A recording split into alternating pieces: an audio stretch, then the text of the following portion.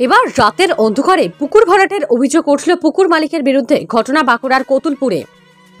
ছিল পুকুর, রাতারাতি বুজে হয়ে গেল ডাঙা। পুকুর ভরাট রুখতে পারছে না ভূমি ও ভূমি সংস্কার দপ্তর।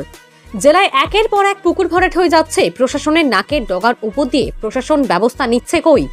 এবার বাঁকুড়া জেলার কতুলপুর থানায় অবৈধভাবে পুকুর ভরাটের অভিযোগ উঠল কতুলপুর অঞ্চলের ঘোষপাড়া বুথের বণিকপাড়া এলাকায়। আর এই ঘটনায় রীতিমতো পুকুর মালিকের সাথে এলাকার বাসিন্দাদের বচসা। তবুও হুঁশ ফিরল কই প্রশাসনের? মুখস্থ করা শেখানো বুলি 2 লাইন বলেই দায় সারলেন বিএলআরও।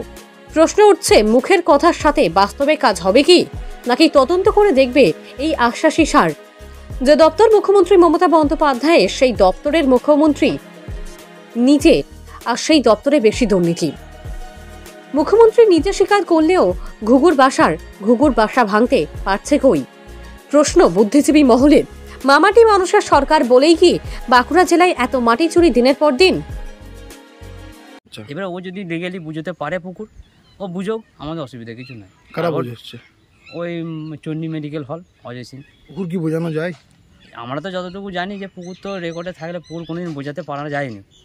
এবার সে যদি লোক ধরে বুঝতে পারে, সে বুঝবে, আমাদের অসুবিধা কিছু নাই।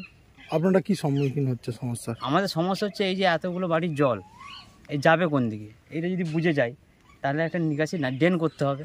আমরা পঞ্চায়েত, বিডিও, বিএলআরও সবাইকে পিটিশন করেছি, তার রিসিভ কপি পর্যন্ত আছে, কিন্তু তারা কোনো রেসপন্স করেনি। সমস্যা বলতে আমাদের বাড়ির পাশে একটা ডোবা আছে রেকর্ড করা, এবং সেটা যখন ওনারা বুঝতে যায় আমরা বলি যে এরকম ব্যাপার, একটা ডোবা বা পুকুর যেটা যদি থাকে, মানে আপনার রেকর্ড করা থাকে, সেটা কি বোঝানো যায়?